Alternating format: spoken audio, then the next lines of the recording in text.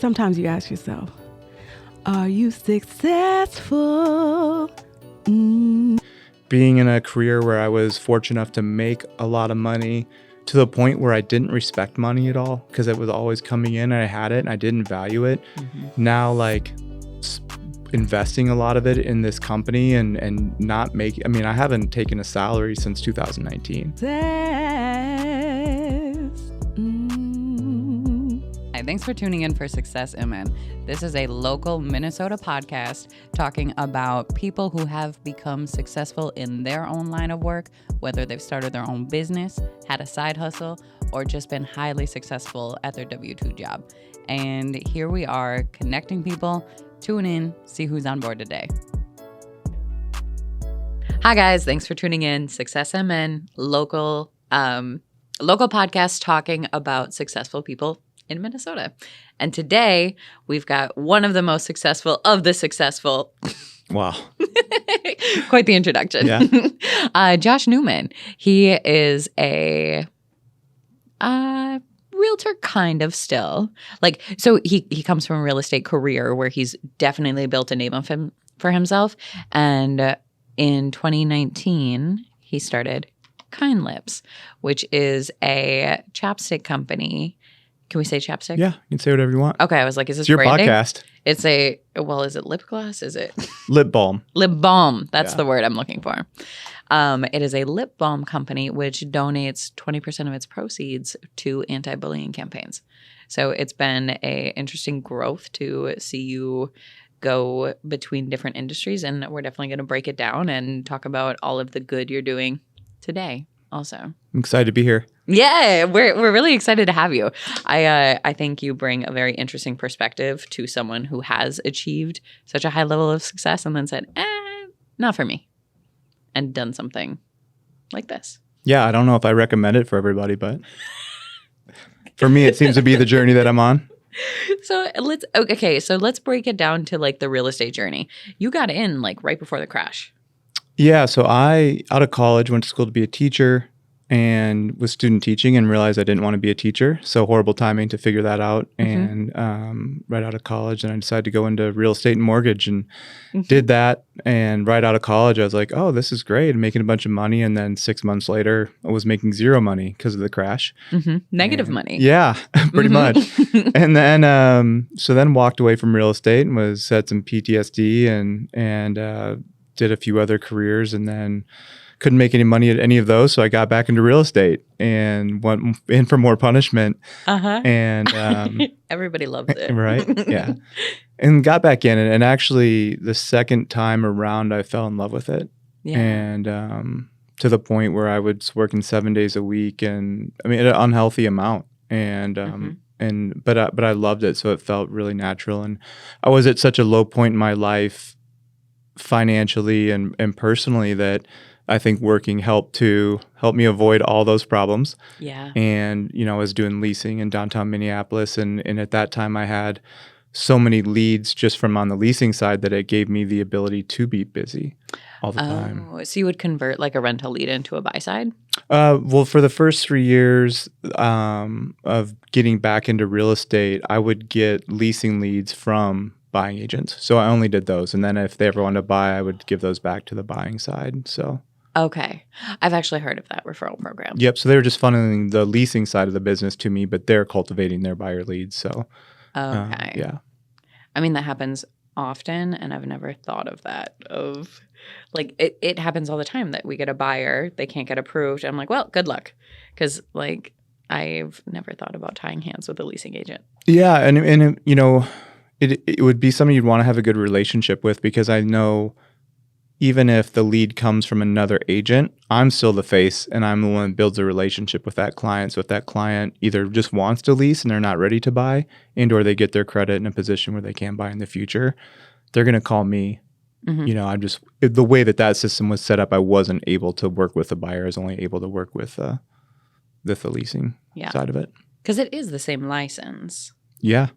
But it's a very different job description. Very different. Yeah. It's very quick. Like buying, you could be working with somebody for 3 to 12 months, where this is, you're working with someone for 3 days.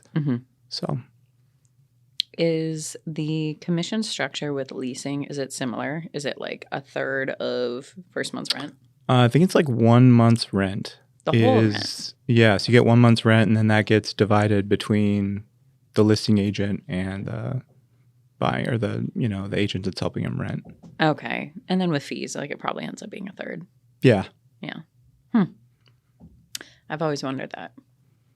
Now you know. And now I know. So, okay, you were a leasing agent downtown and then grew into sales. Yeah, leasing agent, and was just kind of like, okay, I learned. So when I was working in downtown Minneapolis, that was kind of the best way to learn the buildings. So I knew every building because I was in there all day, every day. I knew where every amenity was. I knew where to park.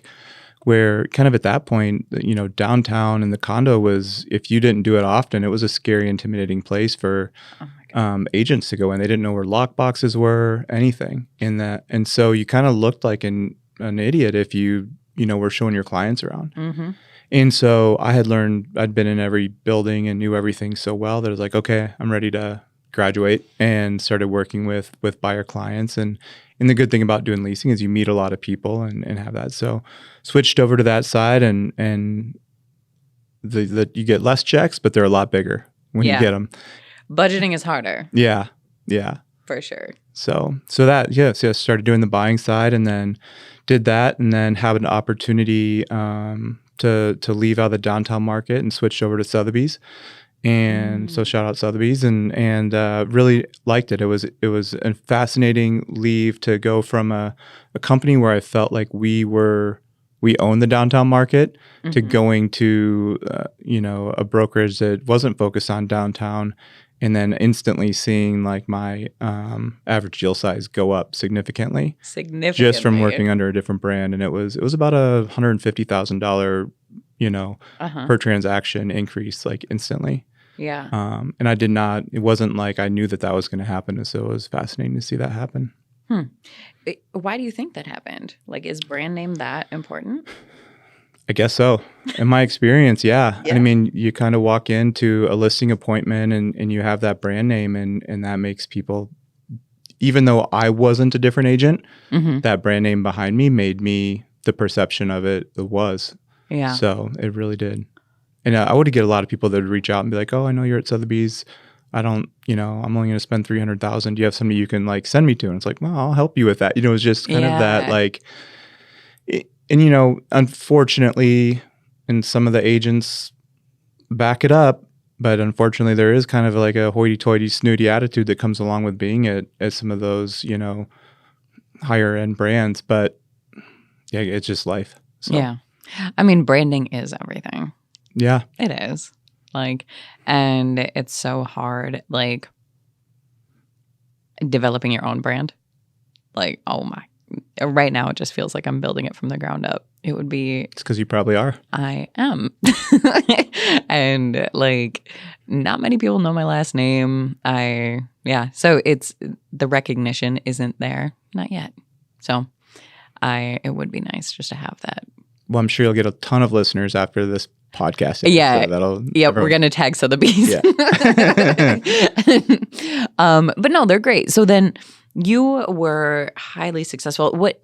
Tell me your volume, your like last year that you did it full time. Probably like 28 million. Those are some serious numbers. I think like every real estate agent is listening to that and they're like, okay. I think my last year, honestly, it was really sad because, well, it's sad to say it now, but that was the year I'd worked the least. And I was literally I was gone for 6 months out of the year. And out of that year, because I just didn't want to be around. And I was still able to do, so I'd say I averaged like about 10 hours a week working. And the rest of it I was gone or just didn't want to be around it. And so luckily at that point, I built up enough of a client base that trusted me where, I still did it the right way, but I knew I'm like, man, I don't want to take on new clients. I didn't want to do any of that sort of stuff. So, yeah, which, again, that was 2019 when I walked away, and which was, be nice to have some of that 2019, 2020, 2021 market money in my bank account now that I walked away from at the same time. I don't regret it. Yeah, it's just money. Yeah. It's just money. So, do you want to get into why you got away, or is that just too personal? No, yeah. Honestly, it was, I think that was like my 10th, 11th year of being in real estate. And I woke up and I'm like, I'm not happy. I didn't want to work with clients. And I had great clients. I mean, the majority of my clients were very successful in their careers. So I never had to worry about financing issues. A lot of them paid cash. I don't think I did an FHA deal in over 5 years and never had to really any lending issues at all. And again, the buyers I were working with were seasoned, so they didn't have questions. And it was just me showing up, opening doors, having conversations, getting to know them on a personal level and being friends with them and writing the contract, or my assistant would write the contract and she'd put the closing gift at the closer for me, and I didn't do anything to show up and answer phone calls. And the hardest part of the deal was dealing with other real estate agents. In all honesty, why is that so hard? I don't know. Just be normal. Just be normal. Yeah, let's just be normal. And like this, it's like the phone game where it's like you say one thing, then they relay it to their client, and it just turns out to be the completely different thing. And I was like, guys, like, let's work together. Everybody wants this to close. Like, doesn't have to be hard. I think there's this negotiation strategy that just drives me crazy. They come and they're just adversarial from the start.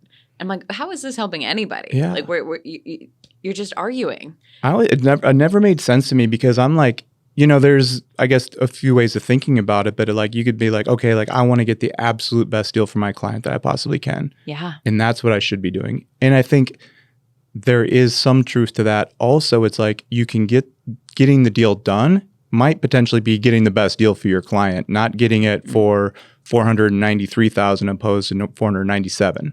It's like, let's get this thing done and get it done. Like make it easy on everybody, And so I'm probably more erred on the I didn't want to get every last cent out of the seller that I could, or the buyer. I wanted to make it as smooth and happy of a transaction for everybody. And yeah. And there's so many other different loopholes with a transaction. Like sometimes you can save your client a month full of payments just by picking the right close date. Yeah. That's a win. There's so many different negotiation tactics that get people ahead. And yeah, it's not always about the dollar. Yeah. And I think as I graduated from buyers that were spending $200 to $300 or $400, it's interesting because, everybody wants to work with somebody that's spending $1 million, myself included. Also, it doesn't start like that. You start with the buyers that are spending $200,000 to $300,000. They graduate, then they buy the $700,000, and you just continue to grow with them as your skill set grows and you're around in the market more. But again, like when you're working with buyers, they're spending $500,000 to $2 or $3 million. They've already done it before. They don't have as many questions, and they're not concerned about $20,000. They just want to get the deal done, move on, and enjoy life.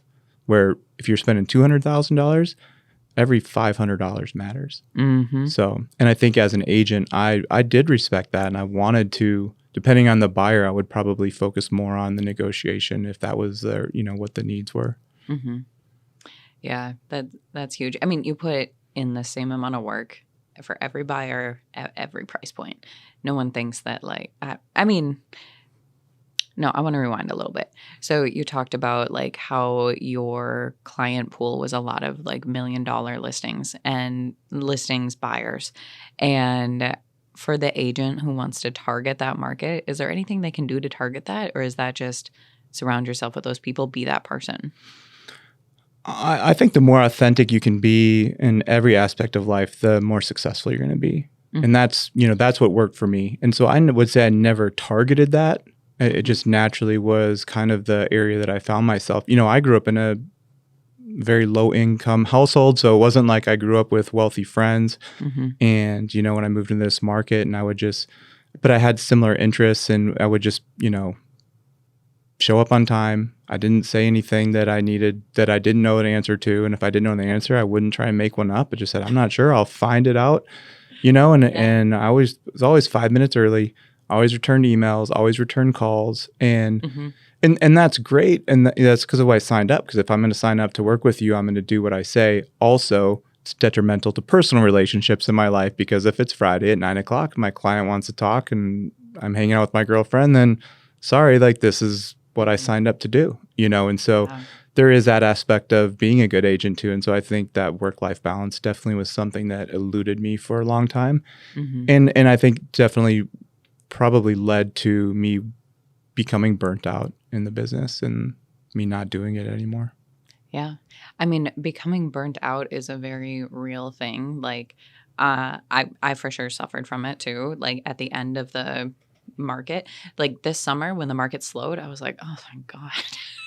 Like I got tired of the sprint. Yeah. And then probably 6 months into it, so just about right now, I finally feel recovered. Like I feel inspired again. I feel like I'm doing my best work again. But you need those breaks. And if you get to the point of burnout where you don't recover and you go start another business, I mean, it's probably a good thing. Like this business is great. But so many people get out of it because they're either not making money or they're not getting time. Yeah. So I don't know. It's all about finding the happy medium. Yeah, absolutely. So the journey to, what was the idea behind Kind Lips? What made you get it started? And like, do you want to break it down to what came first? The formula or the business idea? The business idea. Okay. For sure. So I was, I still remember like middle of the day, 2:00 in the afternoon, I'm at home and I'm sitting on my couch and I was like, I just do not want to like do real estate. I was like, God, what am I going to do? And honestly, I looked down and I had a lip balm in my hand and I was like, I've always loved lip balm. Like this can't be rocket science to start a lip balm company. And I was like, I've never found a lip balm that I think actually works that well. And I had bought lip balms that were like, yeah, try it out. I'd spent like $50, $60 on like one tube of lip balm before because I'm like because I could. Yeah. And I was just like, okay. And you just experiment. And yeah. And I'm like, I'm just going to try it. So I was like, I've never found one that I actually think it works that great. And so, and I had the thought, I'm like, well, if I'm going to start a lip balm company, I can't call it Josh's Lip Balm. Like, what am I going to do different about it?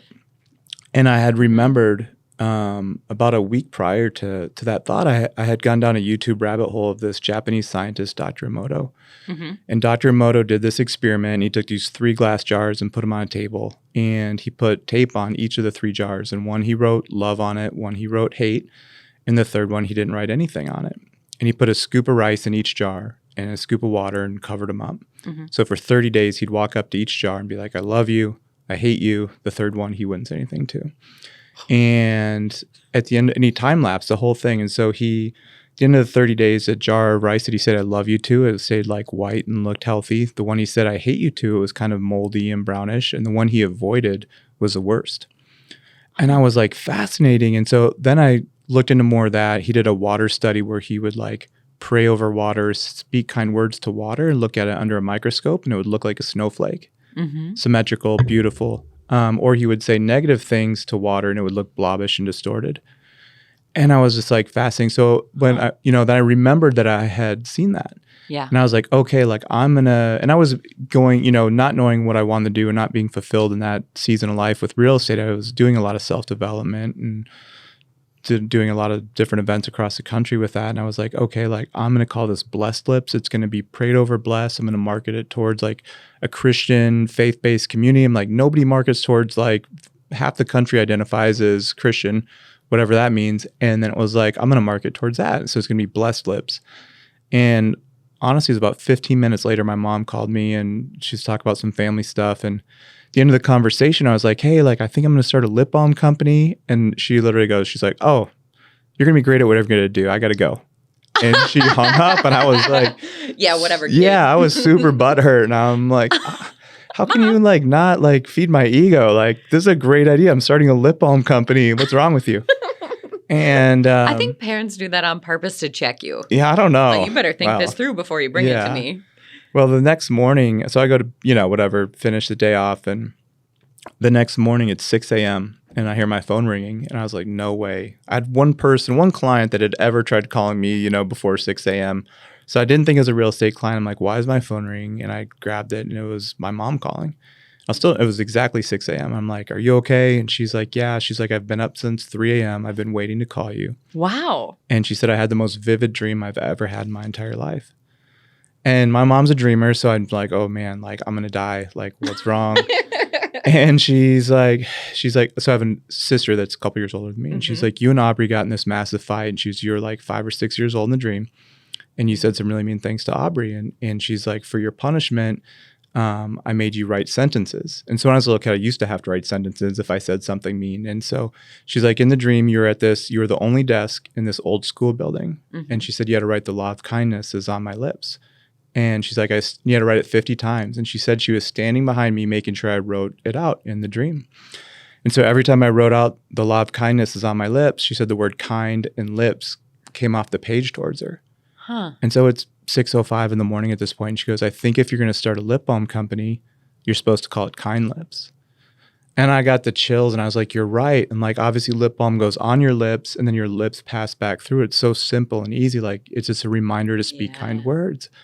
And I was like, got off the phone with her and I was like, she completely redeemed herself from the night before. Mom's just got to keep mom's it real. always right. And then I was like, well, crap, now I got to figure out how to make lip balm. So that was the next thing. But that was where the name Kind Lips, which is a significantly better name than Blessed Lips. So I owe a big part of. It sticks better. Yeah, this company is, I'm really thankful to have my mom be that intimately involved with it from the naming side of it. And so got off the phone and the next thing I went to GoDaddy and I typed in kindlips.com and it was there. And I was like, done, sign. Yeah. 2 signs in one day. Yeah. So I was like, okay. And then I was like, now I got to figure out how to make lip balm. So that was a whole another journey because I was like, I'm not going to copy somebody's formula. I want to figure out how, if I'm going to make it, I want it to not only if it's going to be a reminder to be kind, like it needs to be kind for your lips. And I want the best ingredients, the highest quality product because I was super bougie at that time. And I'm like, if I'm going to put it on my body, I want it to be good. Yeah. So, I mean, it's USDA organic, 100% natural, gluten-free, made in the USA, cruelty-free. And what's a smiley face mean? If you read the back of that packaging, it tells you the directions. Remove cap, apply generously, be kind, and smile. Yeah.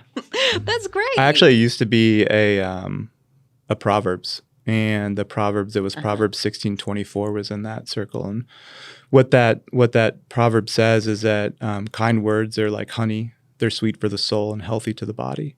And so it's like every time you speak a kind word to somebody, like it's nourishing for them. It makes them healthier. And which I love because that's a representation of what this product is. And what we do, we have a school program. So we do a lot of work in the school systems using Kind Lips as a behavior modification tool. So a reminder to speak kind words. So we have a big curriculum that goes along with it. And it's really fun. And we've seen some really big impacts with it. But a lot of the schools didn't like that there's a Bible verse on it because they didn't want to catch flack from certain parents or whoever. So I was like, I prayed about it and I was like, all right, God, and I felt like, okay, let's just take the Bible verse off and put a smiley face on because it's still going to have the same impact whether that Proverbs is on there or not. So, yeah. Because when I first met you, I had no idea this was like a religious company. Well, I would check you on that. It's not a religious company. Okay. Yeah. Faith-based? I would. Just kind. Yeah. I mean, definitely I would say my relationship with God and Jesus is a big part of my life. And a lot of stuff revolves around that. But I would say I'm very spiritual. I'm not religious. So, okay. Yeah. I think I grew up in the church too. And hearing your mom's story about the dream, I was like, oh, she's a David. Yeah. Did she like that I said that? We'll see. Mom, if you're listening, that's a good thing. But no, this is great. It feels smooth. It's light. I can tell that it's going to stay on for a while. Strawberry, it's nice and natural. And it's great. I had a cosmetics venture into the company. And I came up with my own lip balm too. And it's nice. Our flavoring was clove because it's a bit of an astringent. So it was a natural puffer. Anyway, whatever. This feels way better than all of the recipes that I ever experimented with, and it doesn't hurt like mine did. So I'm not meant to. Well, you be a can't get those Chapstick Kylie person. lips with kind lips, but I'm sure with clove you could. Yeah, you put a little clove on first, and Yeah. then you smell like I clove like the for the name. rest of the day. Yeah, clove lips. I don't know if I go there, but Yeah, no, that was a failed venture for sure. But no, let's break into a little bit of your mission with bullying. Like, you go to schools. I'd imagine that you change a lot of lives too. Is it a coaching program? Is it? Tell me. yeah. So how it kind of how the works. mission came about is well, when I was in real estate, so when I got back into real estate and kind of like, this is where I'm supposed to be, it was a low season in my life, and I was, finding my faith again, and I, getting back into reading the Bible and learning. I was like, all right, I'm going to give 10%. And so I remember like I was negative in the hole and the money I had in my bank account, and I think my first leasing check was like $300 or $400 or something. I was like, I had like a talk with myself, and I was like, okay, let's say if it's $400, I'm like, am I going to give like $40? Or what if I'm going to get like, what's it going to look like after taxes? And I kind of went through this, in my head, because that $400 was really important to me, and give 10% of it was a lot at that time. And then I kind of like felt like, all right, this should not be about, am I going to give $40 or $30 or whatever it's going to be? Like, it's got to be my heart, and I need to be giving for the right reasons. And so, of course, then I felt guilty and gave $40 and right off the top. And continued to do that. And I still attribute, I think tithing is, and somehow it's like the same as gravity, where it works. I don't know how it does, but I've seen it in my personal life. When I give that 10%, it's like God can do way more with that 90% than I could have ever done with 100%. And I saw my business like grow exponentially, and I don't know how else to describe it other than it was a miracle, because I never did marketing, never did anything in the real estate side. Yeah. So as my real estate business continued to grow and my check sizes were a lot bigger than 400, I still continue to give 10%, but I was like, man, this is easy for me now. Like, I want to give 20%. And sometimes I would give 20, other times I would be like, I don't want to give 20 of this, and I'll just give 10. And so I wrestled with that. And then as I was starting Kind Lips, I was like, okay, I want to give 20% of whatever I'm doing and really challenge myself. And so that's where the 20% came from, is just doubling what I had committed to doing before. And as, it's like the idea of Kind Lips, it's a reminder to speak kind words. So I was like, what's the opposite of being kind? What's an area that needs help? And it was like kids getting bullied. It was a big thing, and still is, and growing, unfortunately. And so I was like, okay, like, we're going to give 20% of our profits to anti-bullying organizations. And then as I learned more about the need in there, we've tied in like mental health and suicide prevention, because those all are unfortunately tied into the bullying. So, Yeah, I think, so my first question, because I always ask about the money, is it a 501c3? no. Okay. Does it have to be? I don't know, like. I mean, I had started a nonprofit with some friends early on called Best Christmas Ever, and it's a great organization, so feel free to check that out, and it does a lot of good. But I did not enjoy the process of having a nonprofit. And I've one of my clients had started a company called Love Your Melon, a hat company. That's another cool company in Minnesota, and so I'd helped him and his family, and learned a lot. And I think they started as a nonprofit and then transitioned out. And some of the advice I got was that I can actually do way more good without not being a nonprofit. So, I mean, like, you hear of all these companies that are huge nonprofits, and at the end of the day, they're for profit. Like, it's just a title. yeah, it's a tax shelter. Yeah. So that's interesting to hear your perspective on it. So not a nonprofit, but donates to charity. Is that like the happy medium? Because then you can almost dictate your own money, run your business how you want to, and still do the charity. I think that, I just think of it as a tithe. So we just, I mean, everyone knows that this is like, we're just tithing. And, it's not in the sense of tithing isn't necessarily going to a church or whatever. It's like this is going to charity and it's going to like help people. Mm-hmm. And, still the money I make from, what I get for a salary, like I still tithe off of that. And so, but that's just the company's tithe. And I think that company, because of that, will do well. With our school program, I might in the future separate that and make that a nonprofit, only because people want to donate money to schools or want to buy it for schools, and therefore it would make it a lot easier for them to just buy it for schools. Because we don't make any money on our school program. I want to see it have an impact. And luckily it had. We've been in 500 plus schools across the country. That's awesome. And really, we do it like for $3 a student, and as we grow and can do more, I think we'll hopefully be able to get it for even cheaper on a per student basis. And really, because a big of what's happened with this school program, I'm going to go off on a tangent here, is I remember over 2020 COVID, and I was in my apartment and I was like, I just used the restroom and I was washing my hands and I was like, I didn't want to look at myself in the mirror. And I realized at that moment, I'm like, I am not kind to myself, and I never have been. I'm sure there's all sorts of childhood stuff that, we go depending on how much time we have. Trauma to unpack. Yeah. And I was just like, man, I'm not kind to myself. I don't even like who I am. And I'm out here pretending to be kind to other people. And I knew in that moment, I was like, if I'm going to really head the ship here at Kind Lips, like I have to learn to be kind to myself. Yeah. And so the idea of Kind Lips in that moment really transition from not only a reminder to be kind to the people around you, but as much of a reminder to be kind to yourself.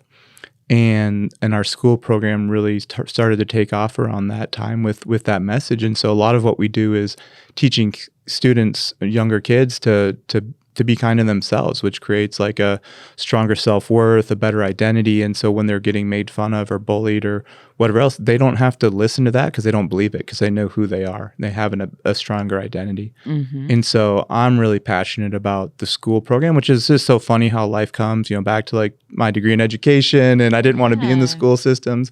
Now that's all I want to do is be in the school system. I want nothing to do with like Kind Lips on a day-to-day operational business, even though I have to be involved in it now, or I am. And it's like, but I think in the future, if and however it grows, like I hope to not be involved in like, packing up lip balm and shipping it out and all that sort of stuff. Like I would rather just be in the school system, seeing like it have an impact. Yeah. So so you said it's $3 a student. Is it just providing a chapstick or a lip balm to them? No, so there's a whole curriculum that goes along with it. There's actually a video. So I did have like a curriculum that, like, let's say if someone bought it for a whole third grade class, the home ec teacher is probably going to implement it differently than the math teacher and, that sort of deal. So then we had a video shot, and so it's like implemented by the same teacher, so they can just play the video. It's a lesson on kindness, speaking kind words, or some stuff. There's like a little demonstration of the starfish story that's in there. So a really cute little story for kids, but it plays from like a third grade through a 12th grade level. There's like one point where the video stops and the students get like this kindness pledge, and they have to read it together as a class. And it's a lot of like self-affirmation stuff. They flip the card over. They have to write 3 kind sentences about themselves. Aww. And so they actually genuinely are practicing and have to put something on paper. And then once they're finished with that, they can go up and get their tube of Kind Lips. And then once everybody has their tube of Kind Lips, they get to put it on and walk around and give people compliments. So they're practicing like giving compliments to other people.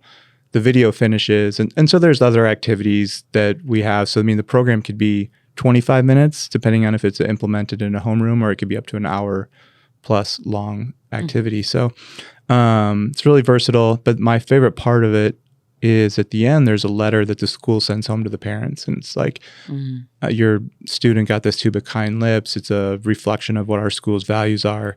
But then it transitions into like challenging the parents to have a conversation with their kids about how powerful their words are, and also talk to them. Have they been bullied? Have they ever bullied anybody? And really like, we want to create an interaction at home, because as great as the schools are and as hard as the teachers work, I don't feel like it's their job to train each child. And I think that a lot of that responsibility should fall back in the home. And so I think that letter puts some of the responsibility back in the home where, right or wrong, it's where I think it should belong. And not that the teachers don't have their own responsibility, but so it kind of creates that opportunity for the parents, because mom and dad are working all day and putting food on the table and doing laundry, and they don't always remember to have that conversation. And so that letter is just a little prompt for that. And so that's been really cool to see, like, even that letter go home and have a, creates a really cool interaction between the parent and the child. I think it happens so often that parents are unaware accidentally of what's happening in their kids' lives. Yeah. Like it's just so easy to be like, okay, they're fed, they're dressed, they're sleeping, they're fine. And then you forget about, like, that's a whole person in there. It's just a tiny little person. Yeah. That's a whole person. And it's so important to bring the focus back to that. And yeah, I think that's huge. That's great that you're doing that. Yeah, I'm even thinking right now, because we haven't done it, incorporating that letter is even just like questions about social media and what they're experiencing, on that, because there's a majority of bullying that's happening on that. So yeah. So if I wasn't doing this podcast, I wouldn't have even thought about that. And I'm going to incorporate that. Nobody bully him, okay? I think, like, the online bullying is so just simple because you're 2 steps removed. From your experience? Yeah, well, no, I would like to think that I haven't bullied, but I'm sorry if I have. Like, we're kids. Like, we're just out here saying stuff. But you type it on a screen and someone looks at their screen and then feels it. Like, it's so easy just to be like, that's stupid. And that could ruin someone's day, week, year. And it's just so important to focus on putting kindness first. Yeah. And yeah. I think it's like going to the casino and, you give them your $1 and they give you a chip. And it's a lot easier to spend that chip than it is to spend $1 every time. Exactly. And when you're on social media and no one knows who you are, it's a lot easier to type that negative message than it is to, like, if you were actually having that conversation with somebody in real life. 100%. Lately, I've had like a couple posts go viral, and I'll just have people say, "This is so stupid," and they will rant and talk about like how what I talked about was stupid and like how realtors are bad, how whatever they're ranting about this time. And I'll just be like, thank you so much. Yeah. Because I can't respond. I can't, like, get in a fight in my comment section. Sometimes I do just for the algorithm, but specific fights. But yeah, it's so easy to bully complete strangers. I don't know these people that are talking to me. Yeah. Yeah. I mean, I remember when I first started and there's a really sweet family from Ohio. And I believe one of the girls, she was like 7 or 8. I think she had like alopecia, and anyways, her and her sister did like a really cute video and sent it to us, and we posted it. Got their permission, we posted it because it was really cute, and it did. I would say we had like 50,000 likes. Like, it was a pretty big deal for us, especially starting out. But then a third of the comments were like, "I can't believe you're using her disease to like get," and it's just like, okay, we're not. Like, none of this. Yeah. So it's just. Yeah. I just learned to tune it out. There's just trolls and people hate on you for anything. Yeah.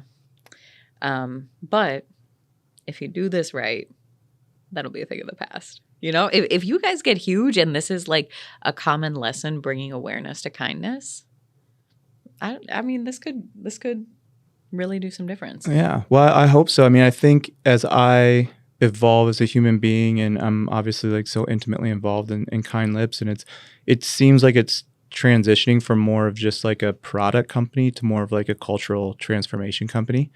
And that's been really, really fun to see, because it wasn't like I had a plan to see it go that direction. And as we have our school program, which when I was starting Kind Lips, I had no idea of the school program. Another teacher, she reached out. She had done it. She implemented something in her 3rd grade classroom, and she said she had the most behaviorally challenged classroom she's had in 18 years.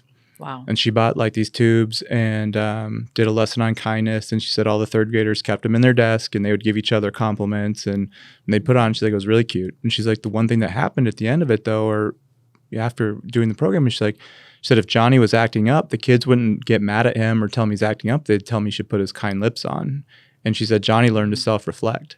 Why am I being told to put my Kind Lips on? And he said the kids really learn to correct their own behavior like at a rapid pace. She's like, I think you should do this for other classrooms. And I was like, thank you for telling me, and that's where the school program was born. And, and then we started a Be Kind, Say Hi program that launched in the North Loop this year. And so putting these sidewalk stickers around and then people are buying t-shirts, and it's essentially just it's a way to build community. It's like, just say hi, just a reminder, because everybody's walking with their phones down. And so we've seen that happen. And so actually met with a guy this morning from DC who wants to bring it to DC. And we've got people that have reached out from all over the country that, we're going to be implementing these stickers. And it's just like, I don't know how this is working. I'm just like showing up, trying to figure this out. I honestly don't know what I'm doing. And it's like, I'm trying to like, how can I just do something?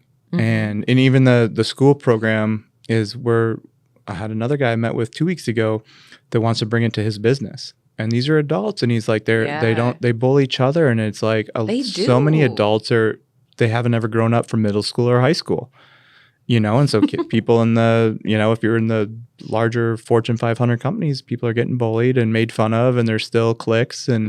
And so it's like, we're going to start bringing this to the businesses and have something where it can be, a business can pay $10 or whatever it is going to be per employee. And it'll be like an hour-long training. And all these people, it's like, I need it too. It's not like I'm perfect and I need a reminder to be kind. Obviously, like I said, like I'm still working on learning to be kind to myself. But I can definitely say as I've learned to be more kind and accept myself, the compliments that I give other people are more genuine. Yeah. And that's been really beautiful to see, like that growth in my own life. Do you think that happens because you're getting better at paying attention to people? Or are you getting better at just giving compliments? Or are you getting better at finding out what people need to hear too? There's so many different ways this could go.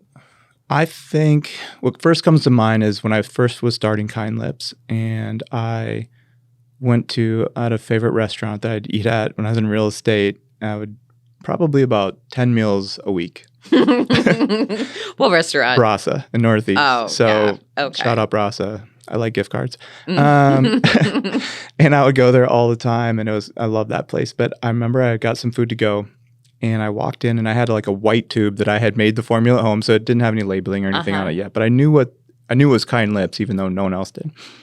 And I still remember I walked in, and to the left there was 2 tables, and at one table there was these 2 women sitting there, and they were probably like 75, 80 years old. But I was like, man, they're just like classy, beautiful women. And I'm getting like the food, waiting for it, and I put on my Kind Lips, and I saw them. I kind of had that thought. And I was like, I should tell them, give them that compliment. Then I was like, no, like, because I'm on the introverted side, and I didn't want to like say it. And I literally like walked by them. I know I was like starting to like sweat because I was getting nervous, and I turned around. I'm like, just so you both know, like, I think you're both beautiful. And then I turned around and like got out of there as fast as I could. You're like, yeah. But I think like I've always like I'll think nice things. I'll think bad things about people too, but I'll think nice things too. And it's like, I knew that Kind Lips forced me out of my comfort zone to share that with them. And I think as I've learned to be more kind to myself, it's helped me to not be so like in my own head worried about what they're thinking. Because I know the compliment for me is genuine from my heart. I'm not trying to like get their number. I want nothing from those 2 women. I mean, maybe. No. I want nothing from them other than to share what the good thought is that I had, and hopefully that it impacts their day in a positive way. And yeah, so I think that being more kind of myself has helped to remove like the awkwardness that I've had. And I think everybody's on a different journey. And so I think it's going to impact everybody in a different way, but that's how it's more so impacted me. No, I think that's beautiful. I think it is much easier to pay attention to the good in other people when you feel good about yourself. Yeah. Yeah. We talked about so much here. I had a thought. I think it's gone. I mean, we can get back to like the classic podcast questions, even though you didn't read them ahead of time. But what does success mean to you? I feel like we're going to get a really good answer here. Yeah, I mean, I think that there's all sorts of success. I mean, I'd be lying if I didn't think like getting a big sale or a big client wasn't success. I mean, there is success in the financial ways. And I would say in a season of life, that was how I defined success. Mm-hmm. And that was authentic. That was success for me. And it made me happy. And those were little dopamine or big dopamine shots that I was like, this is awesome. Mm-hmm. And, once when I hit a point in my career and I was accustomed to that success, it didn't have the same dopamine effect that it did. And that was when I walked away from real estate and I started Kind Lips, and I make way less money than I used to, and I'm way happier. Mm-hmm. And I'm sure there's some sort of, parallel to me learning to be more kind to myself and all this sort of stuff that I'm dealing with internally. But now it's when I get I'll tell you my favorite story from Kind Lips, and this is success. I actually have two stories. Okay. The second one's even better, I think. So about a year after starting Kind Lips,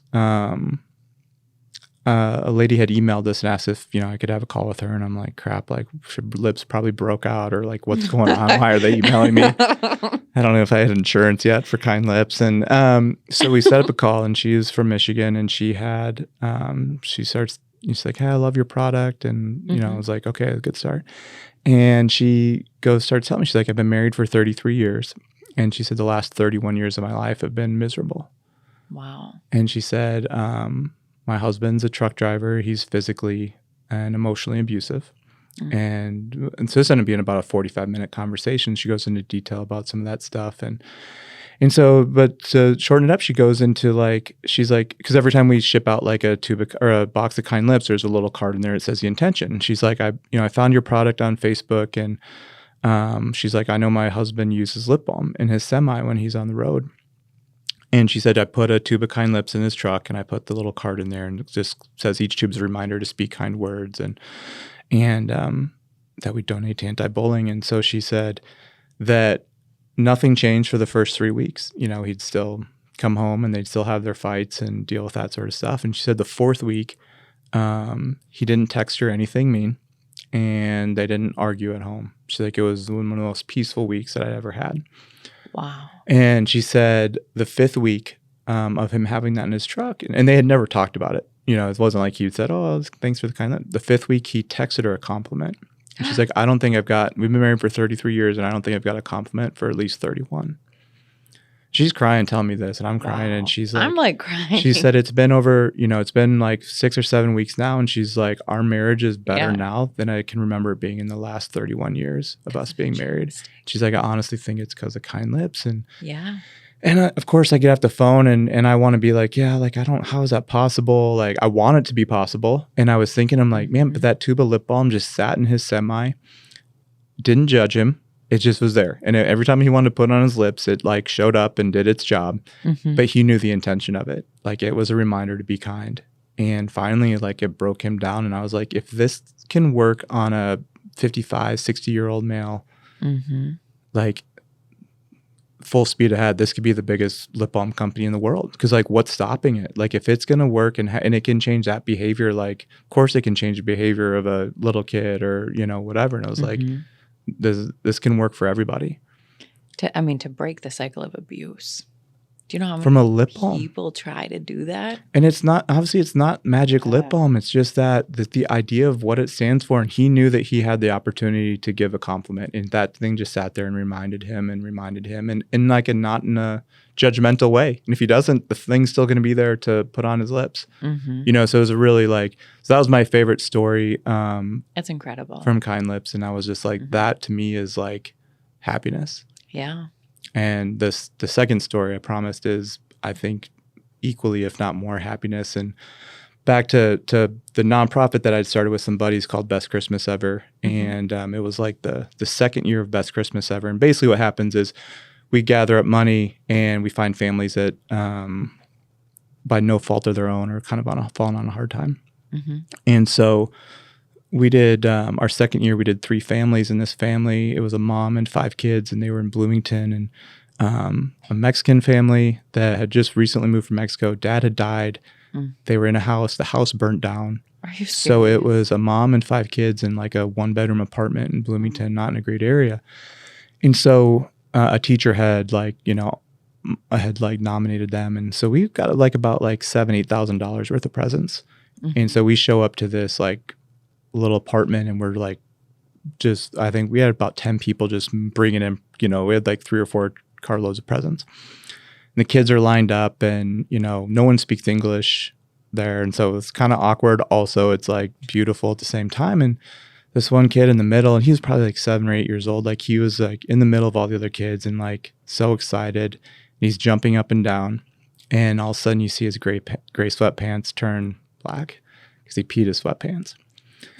And it was honestly like one of the most cool things I've ever seen. So excited. So excited that he pissed his pants. And that became like the new standard for best Christmas ever. And then also for me personally, it's like, if I can't make someone piss their pants because they're so happy, like I'm not doing my job. Peeing your pants is cool. Yeah. And I was just like, that was to me was like ultimate happiness, joy. I was like, that's what I'm alive for, is to make people pee their pants. Yeah. That became like a joke, but it was that's the new baseline. Yeah. Man, I mean, I don't think I've ever made anybody pee their pants from doing what I do. Something to strive for. All right, now I've got a new career goal. That is incredible. I mean, like they needed a good Christmas. Totally, but to me, like that, like it's like, okay, that just makes your heart so full. Yeah, and it's just like that is it. After growing up, not coming from money, being in a career where I was fortunate enough to make a lot of money, to the point where I didn't respect money at all because it was always coming in and I had it and I didn't value it. Now, like investing a lot of it in this company and not make, I mean, I haven't taken a salary since 2019 and I'm going to have to here pretty soon, but it's like, luckily, I've used all that to like get me to where I'm at today. And it's like, so I sold my Range Rover. I sold my house and like, I live really lean and mean. And so I think I understand what spousal support is now. I feel like I should have had a spouse that should be funding my lifestyle, so I had to create a whole new lifestyle for myself. And I'm like, okay, like, but it's worth it. And there's not a day where, I don't run with the same crowds. I'm not out flying all over the world anymore. I'm not going to the, nice restaurants 5 nights a week. And it's just like, I'm at home and I'm cooking and I'm happy. Yeah. And it's like that. So I'm just way happier. And that doesn't mean that's the right thing for everybody else. And I hope that there's a season in my life where I can go back and buy the nice cars again or go travel and do all that. Like I want that too. Also, I'm just really happy with where I'm at and knowing that and I made a difference in real estate. And I think that's why I was successful, because it's where I was supposed to be and I enjoyed it. Now I just enjoy lip balm. So, yeah. I think everything has a season, Yeah. So this is your season of sit down and concentrate on what actually matters and cooking a meal and focusing on helping people, making people pee their pants. And like all of that is what really makes life meaningful. And it you were talking about before, like you'd get these major hits of dopamine because you would have this big closing and then you'd get this big check and da-da-da-da-da. And it gets to the point where like money doesn't matter. Once you start seeing money as a tool to make a difference in someone else's life, that's the gold. That's what matters. Yeah. I remember being in real estate and after a while I had like closing folders or the checks, and the HUDs and everything, and they were just sitting in the back of my car and I had like 4 or 5 of them and I forgot they're even back there and I was like, okay, like I need to change. Your like, broker's so mad at you. Yeah. I was like, this is not healthy. Like something's wrong. Like why am I not like, why don't I care I'm more about appreciative of this? Why am I not, type deal. I'd be very appreciative if I had 4 or 5 checks in the back of my car right now. I would know. Well, yeah. Yeah. So. But like money when it's abundant is just money. Yeah. Like you don't really appreciate it until you don't have it. And I really think that I'm really happy that I got to go through this cycle, because it wasn't like a cycle of the economy going bad and nobody's buying or selling anymore. And I had a bunch of investment properties and lost all that, because that's kind of like out of my there's some more outside factors involved in that. Mm-hmm. Going through this process of having like a, legitimate career setup where I was kind of on, easy street for the rest of my life, to walk away from that, choose that every day to walk away and like take on this like adventure, and have to learn a new appreciation and respect for money. I really think that if and when I make more money in the future, I'll be like, I do respect it more, Mm-hmm. and I value it more. And I thought back to like when I was a little kid, and I wanted like a Nintendo and I wanted all this stuff, and like I never got it because we couldn't afford it. And I remember I got my first job in 6th grade. I was working at a strawberry patch, and I was picking strawberries, and I saved up and yeah, right. And I saved up and I bought a Sanyo boombox from Walmart. Yeah. And I bought a CD, and that was like, man, it was Paperboy CD. And I remember the ditty was a song that came out, and I was like, I knew my friend didn't have that CD, so I bought it. And then I brought it over to his house, and I remember his brother made fun of me because it was the edited version, because I got it from Walmart and I didn't even know that there was an edited version. So then I felt bad about myself again. But anyways, I saved up and I bought that Sanyo boombox, and I don't know, it was probably $100 at the time. But I would like take a cloth and I would clean off, like I would open up the CD player and I would clean the inside, all the dust out. Yeah. And I took care of that thing so well, and I loved it. And I remember like kind of before I even thought of a Kind Lips, I was like, I don't appreciate anything anymore. And I had, $150,000 car, and I was like, whatever. Like it doesn't matter to me. And I love that. And I love that boombox way more than I loved anything when I was making a lot of money. Mm-hmm. And I was like, I want to be back to a point in life where I appreciate and love stuff and value stuff. And I guess I didn't feel like I was even working for the money anymore. I just kind of felt like it was easy. And so, yeah, it sucks to not have money like that to spend. Also, I feel really thankful for another opportunity to learn how to appreciate money, life, and work on myself. Mm-hmm. So that's huge. I've got one more question before we wrap it up. This is a great organization. And how can anybody help you become more successful? Yeah. I'd say my passion with Kind Lips right now is definitely in the school program. So if you have kids, or, if you want to sponsor a local classroom or even a school, like feel free to go to www.kindlips.com, and there's information. You'll reach out. It'll just be a general email, but you'll get me. And yeah,